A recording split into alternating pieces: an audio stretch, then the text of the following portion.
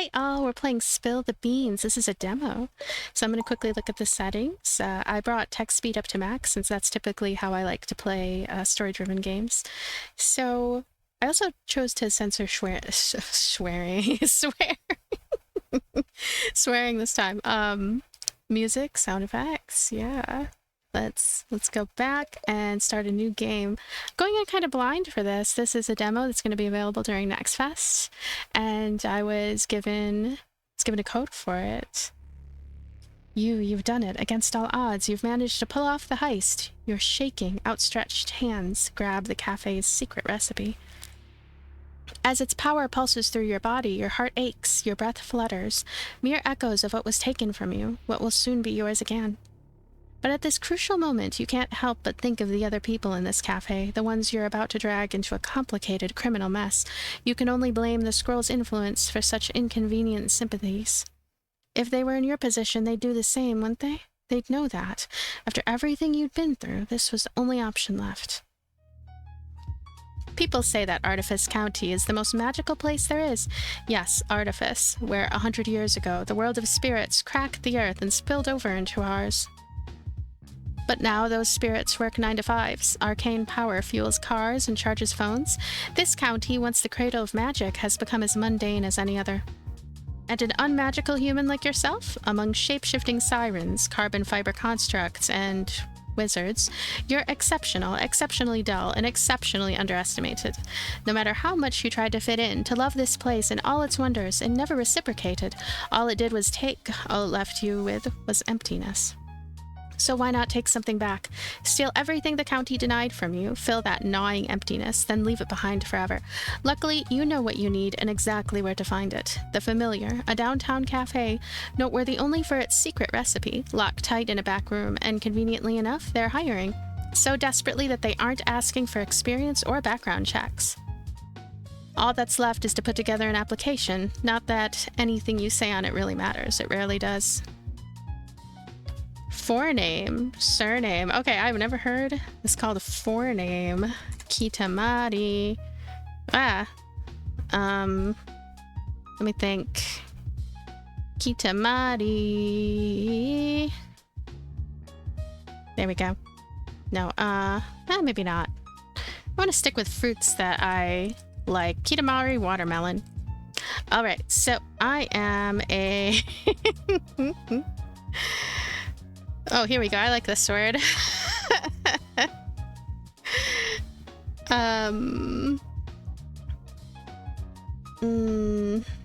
Individual. Loquacious learner. I don't even know if I'm saying that right. I don't know. Maybe I shouldn't choose that word. Who loves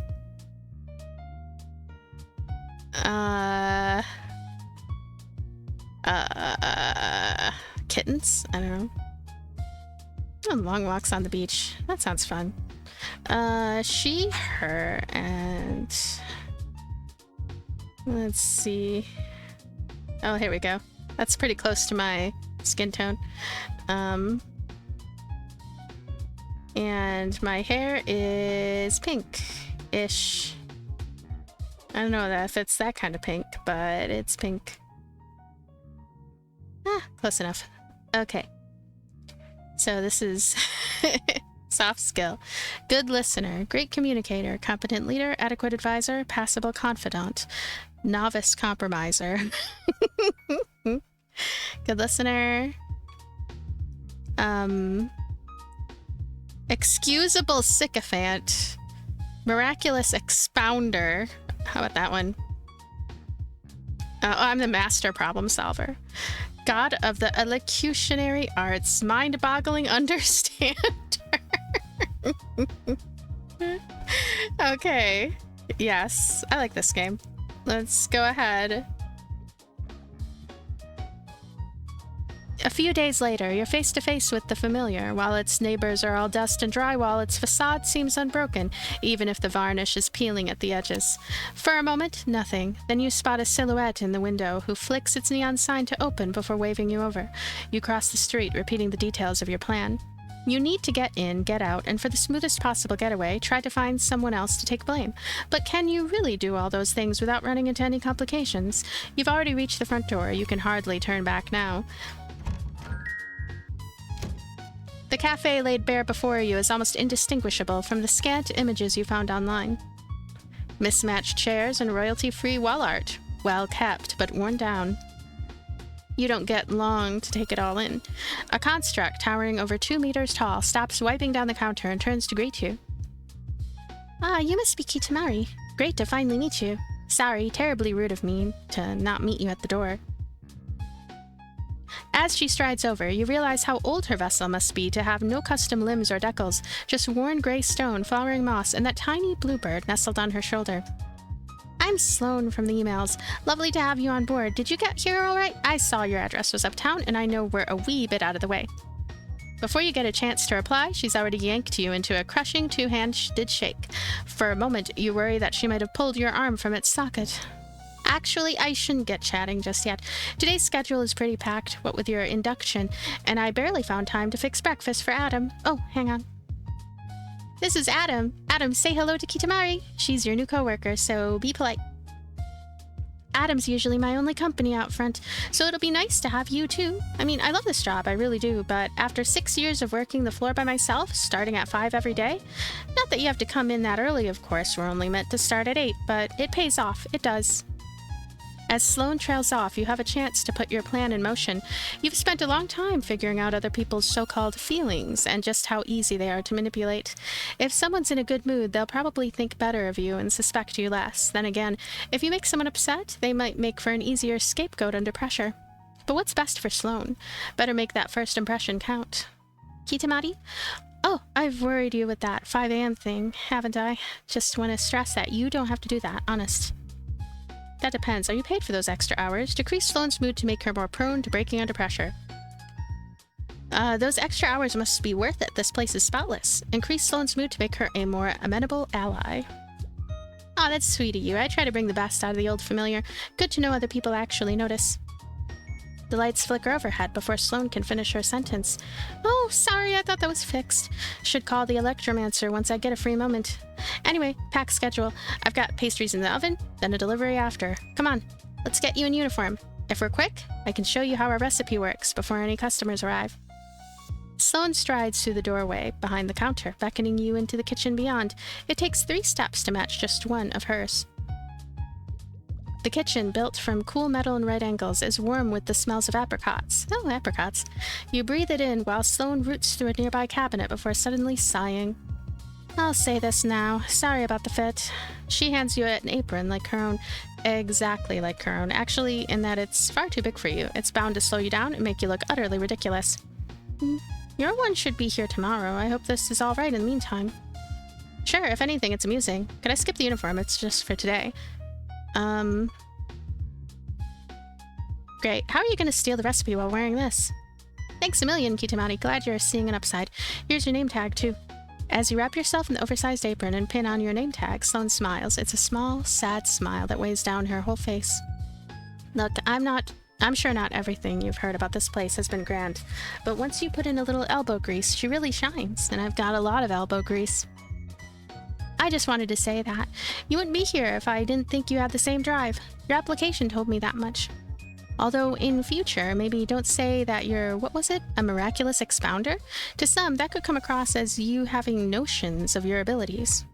But at the end of the day, those are just words. Your experience was what really settled it. I mean, it must have been quite a privilege to work for... Sloan is cut short by a buzz from her phone. Ah, pastries. Why don't you pop into the office while I grab those? Fred, your manager, I should say, ought to be ready. Big gray door on your right. Best of luck. You take 5, no 6 steps towards the office, a hiss of heat escaping the oven behind you. Beyond lies Fred, the owner, the one from the newspaper, the one whose recipe you're here for. Ooh, look at that cat tree. You ease the door open, but no one greets you. Your eyes are immediately drawn to the colossal metal safe that occupies a quarter of the room just a few steps away. You knew the recipe was protected, but not like this. The safe looks like it was taken from the set of a heist movie. It should be locking up gold bars instead of, what, a recipe for coffee? But as you run a hand across its surface, wondering just how you're going to crack it open, there's a rustle nearby. You snap upright with a bolt of unbidden adrenaline. Like a dragon emerging from its hoard, a tiny, gold-eyed tuxedo cat rouses from a pet bed on top of the safe. He blinks stickily, then suddenly glares at you, fur on end, eyes aglow.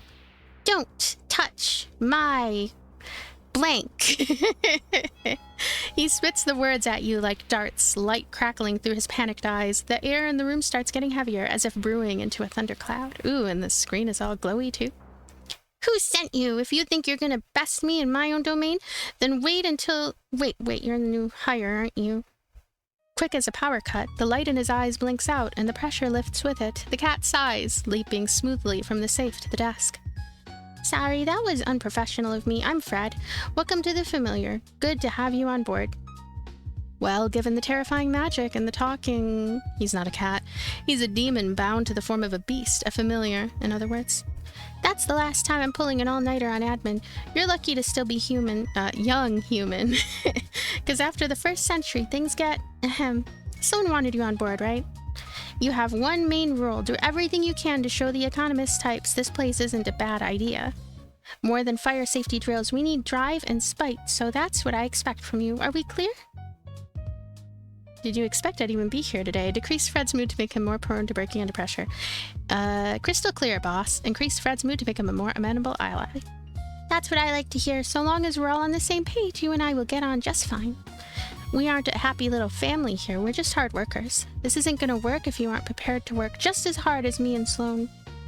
As if on cue, Sloane enters the office, a kettle of boiling water in one hand and a packet of coffee in the other. She starts mixing the two in a mug on Fred's desk. Morning, Fred. Everything all right in there? Here. Thought I heard a bit of a shouting. Oh, no. It's all right. It's all fine. I've just been giving, Fred quickly squints at your name tag. Giving Kitamari the lowdown on the familiar. Our history, what we do, all the good stuff. Sloane gazes at Fred, tracing the tiredness in his eyes. Her smile dims a little. Well, that's nice. I can join you now if you'd like. We can go over the finer details together. If you got time, by all means. With firm movements, Sloane puts the kettle down and closes the door behind her. Fred's eyes lock onto your name tag again as he reads it under his breath. So, Kitamari, let's get down to business. We're open 8 to 5 most days, but your shift goes 30 minutes longer at the end for closing. Anything after that is overtime. I can give you the forms. Aprons go on the hooks in the kitchen. If anything gets spilled on it, don't be afraid to excuse yourself and replace it as soon as you can. Oh, and if you are going to excuse yourself... And on it goes. Sloane and Fred don't speak to you as two different people, but as two halves of one business, efficient, organized, and trusting one another as best they can. That should be most of it. I'll be with you at the counter for your training. So don't hesitate to ask me any questions. She's cut off again by her phone. Oh, excuse me, Dave. Hey, Sloane, just unloading the van out back, so there's your heads up. Thanks, Dave. I'll be right there. I should be off. Need to get my signature for the deliveries. Thanks again, Fred. Oh, Kitamari, before you join her, I'm sure you've heard about our recipe. Must be dying to learn what makes the Familiar's coffee so irresistible. But it's not so much a set of instructions as it is... Well, I won't get too arcane with you. It's more of a background thing, like the internet. You use that, right? Point being, even if you don't see it, it'll still be working its magic back here. In a drill-proof, bomb-proof 6-gauge safe, which only me and Sloane can open. Also, I cursed it. So it's protected against teleport-based attacks too, of course. Create an opportunity for Fred to act suspiciously in front of others. Oh, Sloane offered to show me the recipe earlier. Increase Fred's suspicion of Sloane. I get it. You gotta protect what's yours. Increase Fred's mood. It's probably wise to stay in Fred's good books, but at some point,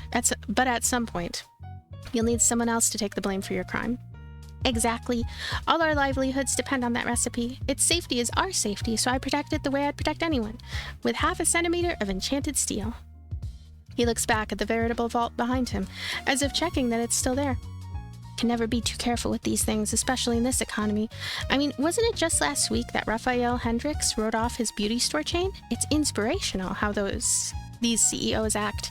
Expanding isn't easy. I mean, ideally, we'd have an accountant, a consultant, another chef, but we've got you, and you're one hell of a good start. Especially with our regulars. You'll meet him soon enough. You should catch up with Sloane. Anything you need, I'll be back here going over these papers. I like that cup, okay, boss. As you leave the office, Fred paws a single sheet of paper from the files on his desk. Even upside down, you recognize it as your CV. Not a moment after you enter the kitchen, someone waves at you from the back door. In the doorway next to Sloane is a uniformed courier, a human just as unremarkable as you. A precarious stack of cardboard boxes wobbles threateningly behind him. Say, you're Kitamari, aren't you? Sloane was just telling me about you. All good things, I promise. Mostly good. Dave gives Sloane a package and gives you a conspiratorial eyebrow waggle. He pauses to take a long breath inward through his nose. Ooh, is that apricot? So you did go for the new recipe. Fred must have taken some convincing. Oh, I'm just trying it out. We'll see how they sell first. Hey, if I come by once I'm off work, that's one customer right there. Guaranteed. Sloane breaks away to put each package in its right place. Dave looks at you, eyes glistening. Hey, Kitamari, have a good first day, yeah? Thanks, I will. Increase David's mood to give him a bright start to the day, I guess. He might not be here for it, but if all goes well, today's gonna be good. That's the spirit. I wonder what kind of ending I'm gonna get if I keep going in the direction I'm going, considering the themes of this game. Any more for me, Dave? Just a couple bigger things, but I'll grab those this time. Don't let me interrupt your induction. Are you sure? I could carry... I'll catch you later for that pastry, yeah? Dave walks away whistling, his footsteps gradually going quiet in the alley. Kitamari, I'm so sorry about Fred. I know he must have overslept today. That's on me.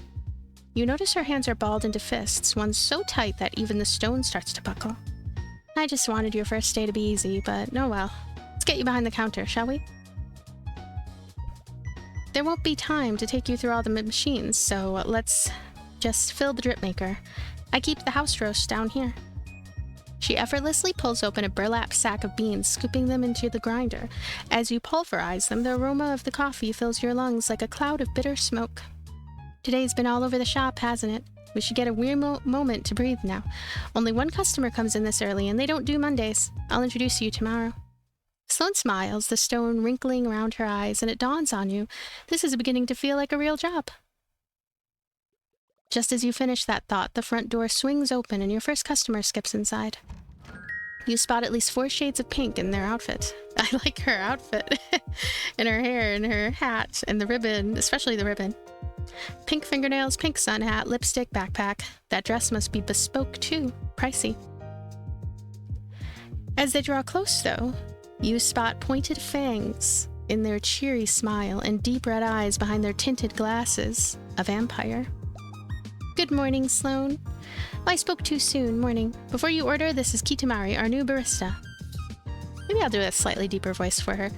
So you're finally upscaling. You know, I saw some prime real estate going for cheap on Moonbow, if expansion's on your mind. Slow down, you're not taking over the industry just yet. The vampire looks as though they have more to say, words bubbling just beneath the surface, but settles on a pout. Kitamari, this is... I'm Jessie with an IE. Jessie's eyes swivel to you with abundant curiosity. She looks so innocent. Your apron's so big. I'm more for tailored fits myself, but I know that baggy looks have been catching on lately. Draws focus to the wearer being separate from their clothes. Oh no, it's nothing like that. Just a supply chain issue. What'll it be this time, Jessie? Hot chocolate, please, and I'll have it with, whipped cream, nutmeg, caramel, marshmallows. Wait, will that fit? Marshmallows, then whipped cream, then caramel, and the rest. Oh, but what if I got cookies, too? That all sounds delicious. Give me one with everything, and 2 chocolate chip cookies, please. Sloane's already off to one side, rifling through her arsenal of ingredients. Meanwhile, Jessie brandishes a pink bat-styled mug from their satchel, placing it on the counter as their eyes flick back to you. Even if Sloane and Fred aren't aiming for world domination yet, you're still on the front line of their expansion plans. They're investing a lot of trust in you. So tell me, do you feel like a good investment? How far are you willing to go to succeed? I'd do anything. Increase Jessie's mood to make them a more amenable ally. The vampire peers deep into your eyes, then nods as if confirming a suspicion they had. Good. Those flowers. So Jessie, what brings you here on this lovely Monday morning? Are you trying out a new schedule? Oh no, much more exciting than that. I've got a meeting with the board after this, so I came here to prepare. It'll go much smoother with something sweet. Oh, for your infamous internship. How is your family treating you then? About as well as usual. Trust me, I'd much rather be here to help the familiar. But then Fred's just like everyone else. He sees my last name is Hendrix and thinks I'm some sorceress, corporate spy. Sorceress? Okay, out to suck the proverbial blood from his business. Of course, the Hendrix is rich, powerful, and most troublingly for you, magically talented. Jesse looks at you, anticipating your judgment with a flat smile. Judgment was spelled wrong right there. Create an opportunity for Jesse to act suspiciously in front of others. You know, Fred did say he was looking for a consultant. He called your father cashing out on a failed business inspirational. Increase Jesse's suspicion of Fred. Well, you're far too fashionable to be a spy. Increase Jesse's mood?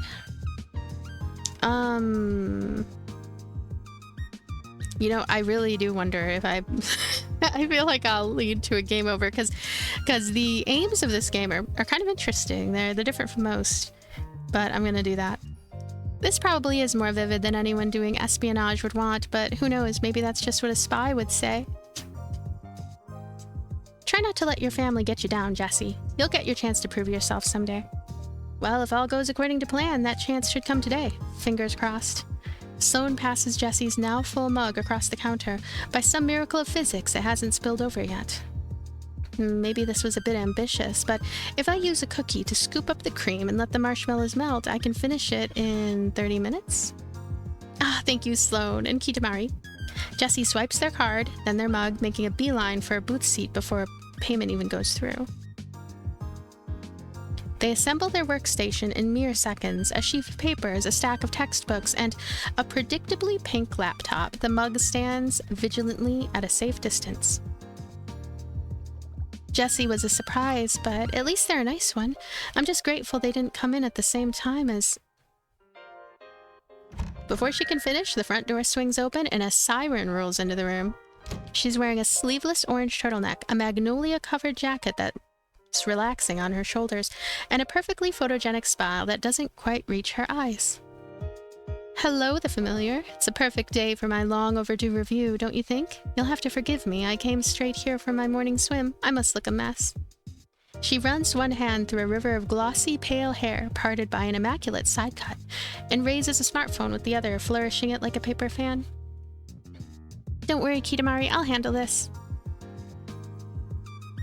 Jesse shrinks back, arranging their books into a makeshift wall. It seems to work. The siren glides over towards the counter, not noticing them at all.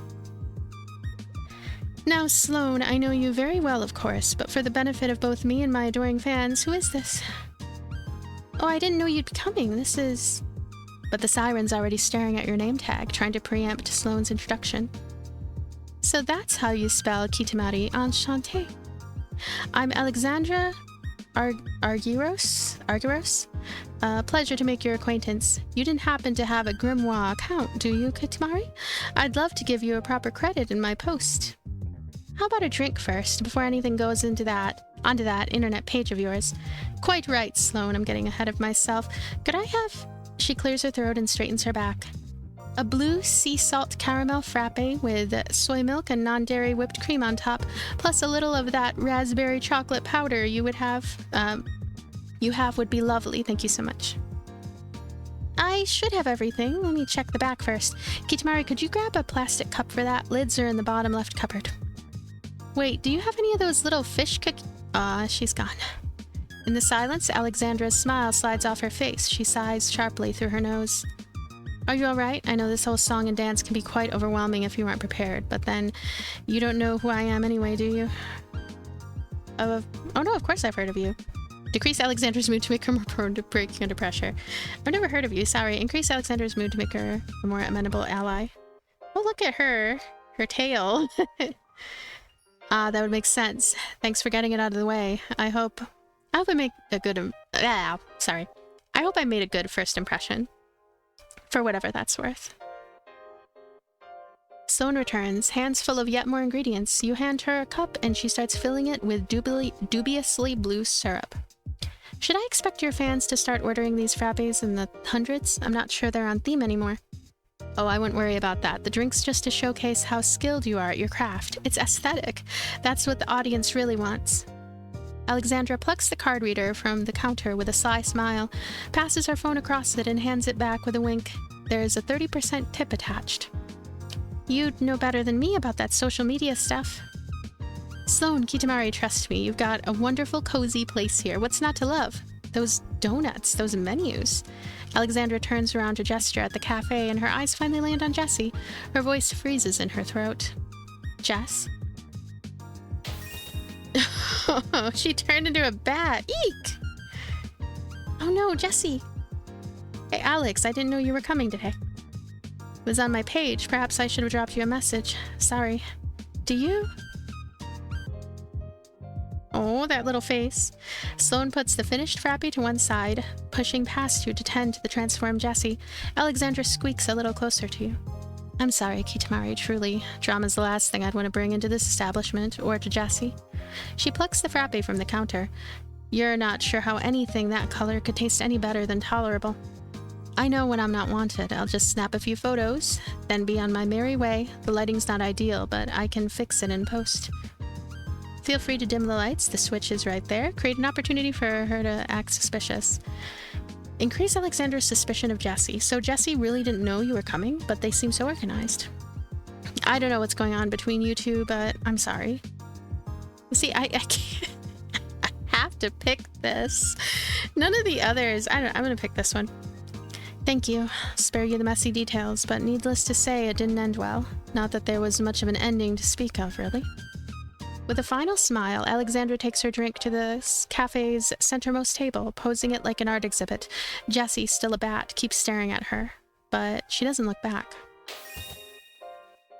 With an exhausted puff of smoke, Jessie returns to their original form and slumps into their seat, eyes wandering to the crescent moon bracelet on their wrist. Sloan returns after confirming they're okay. Sorry, I didn't think... Yeah, both of them at once can be a wee bit complicated. They used to... She's cut off by the sound of a motorbike revving down outside, heralding the arrival of your third customer. This person is a first, even for you. Someone whose body lacks everything but a skeleton. You don't know any kind of magic that can make that work. Skinless, fleshless, sigilless, although he does have hair, which you're pretty sure isn't a type of bone. A stiff dark brown pompadour that props up a pair of sunglasses. Oh yeah, I see it. Grudge? Grudge, hey, how's it going? Feel like I've barely seen you since ArtCon. Whoa, you just zoomed. He reaches the counter undeterred. You're waiting for Sloan to address him like the others, but she's just staring, locked into place. Himph. So you're the new barista. Good job on making it this far. Makes you one of the best, don't it? Ain't just the coffee you brew, it's your resolve. What is the...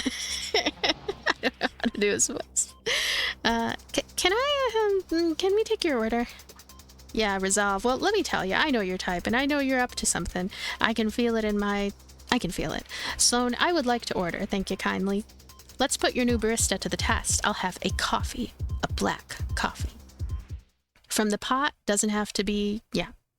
I think we might... Sloan's eyes bounce between his skull and the coffee pot on the counter.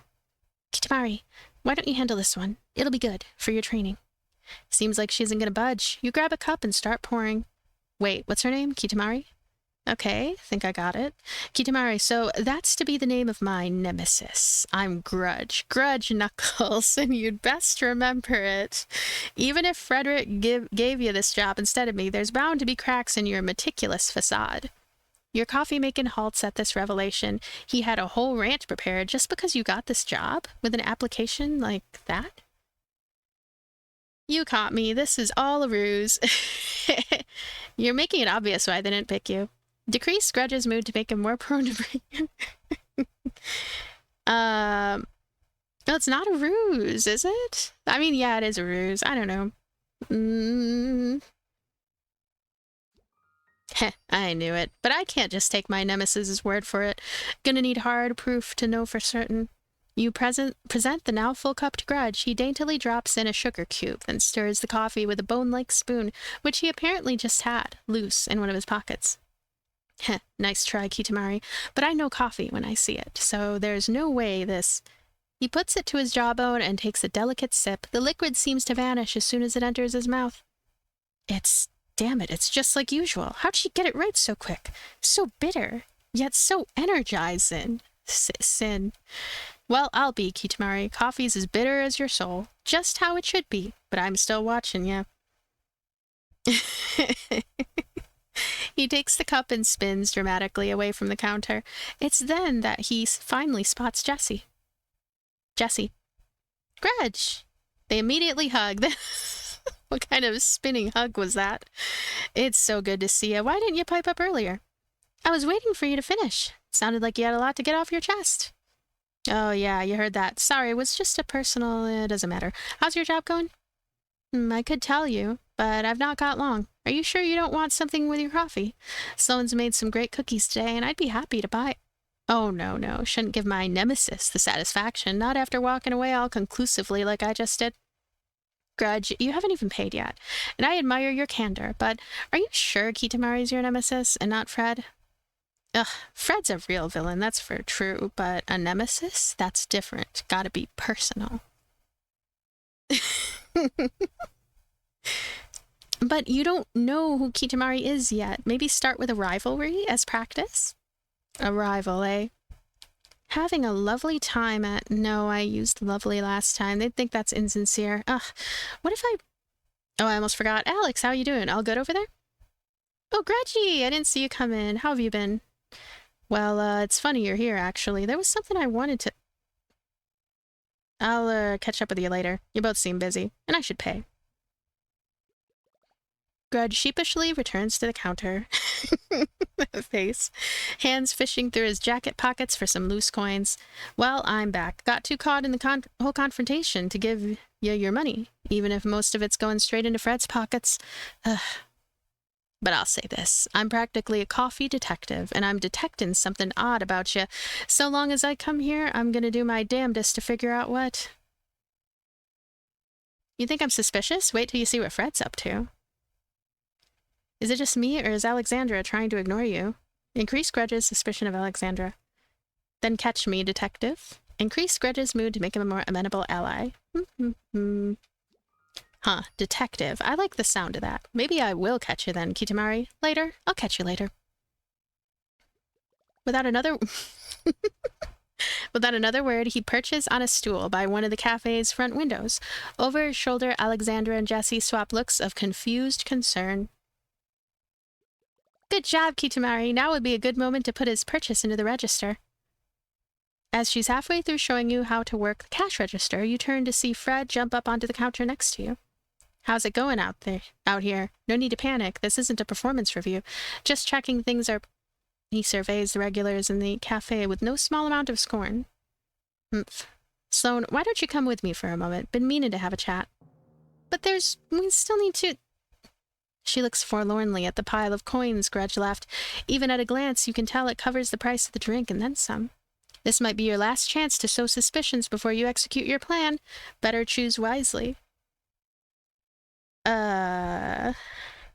Create an opportunity for Sloane to act suspiciously in front of others. Details out of paper notes. Could you grab some more? Is Grudge usually like that? Increase Sloane's suspicion of Grudge. I'll deal with this. Take 5, Sloane.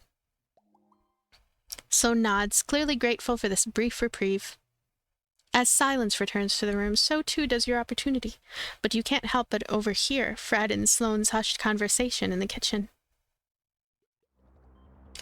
Okay, so I'm gonna stop it here. I think I might try to find out, like, how long exactly this demo is. It's nice that it's long. I'm glad about that.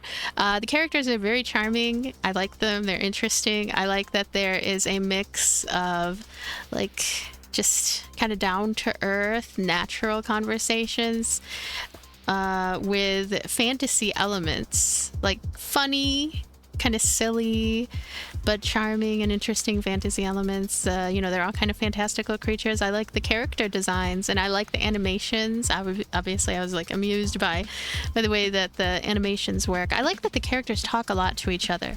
Oftentimes in visual novels, it's like a one-on-one situation where it's just you and another character are conversing, getting to know each other. But here, the whole cast seems very involved with each other, and like there's a sort of larger story that we're learning more and more about as time goes on. I'm not sure how sustainable my approach is when it comes to how I'm answering the questions. It seems like this is a novel that is based around trying to be tricky and trying to see what you can do to try to make characters react in certain ways to each other and maybe guide mischief. Guided mischief is kind of the name of the game, it seems like. I'm not 100% sure what is going on with the storyline, but I like jumping into something that when I'm not sure what's going to happen. I feel like that's one of the most organic ways and one of the most exciting ways to play games. I'm really liking the writing so far.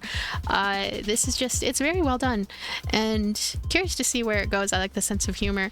Very much reminded of Coffee Talk. Coffee Talk is very good. This has more of an edge to it, I think. And yeah, thank you so much for being here, checking out this demo with me, and I'll see you later. Bye!